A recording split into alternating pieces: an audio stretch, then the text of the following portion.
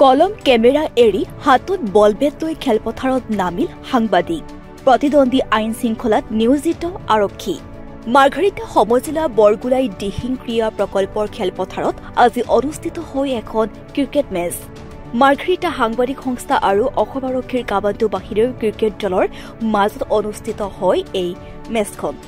এই প্ৰীতি মেচখনত মাৰ্ঘাৰিটা সাংবাদিকৰ সংস্থাৰ ক্ৰিকেট দলে পুনতে বেটিং কৰি এক উইকেট হেৰুৱাই ৭৭ ৰানৰ লক্ষ্য বান্ধি দিয়ে প্ৰত্যুত্তৰত অসম আৰক্ষী কামাণ্ডো দলে ৪টা উইকেট হেৰুৱাই নিৰ্ধাৰিত লক্ষ্যত উপনীত হয় ভাল লাগিল আজি যেহেতু অসম আৰক্ষী কামাণ্ডো আৰু আমাৰ সাংবাদিক সন্থাৰ মাজত এখন ৰোমাঞ্চকমূলক খেল ইতিমধ্যে হৈ গ'ল ভালে মানে সংখ্যক আমাৰ ল'ৰাখিনিয়ে খেলিলে প্ৰায় 70 কিমান ৰান 76 ৰান আমি টাৰ্গেট দিছিলোঁ MJ হয় আৰু প্ৰায় 1-2 ৰানৰ কাৰণে হৰা হ'ল কিন্তু ভাল লাগিল যিহে আৰু একচুৱেলি খেলখন আপোনাৰ এই অহাকাইলৈ মাকুমকিলাত এখন টুৰ্ণামেণ্ট আছে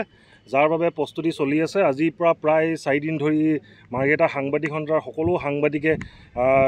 প্ৰস্তুতি কৰি আছে কাইলৈ আচলতে বিশেষকৈ কাইলৈ খেলখনৰ কাৰণে আমি প্ৰস্তুতি কৰিছোঁ যিহেতু কাইলৈ আমাৰ এখন টুৰ্ণামেণ্ট আছে মাকুমকিলাত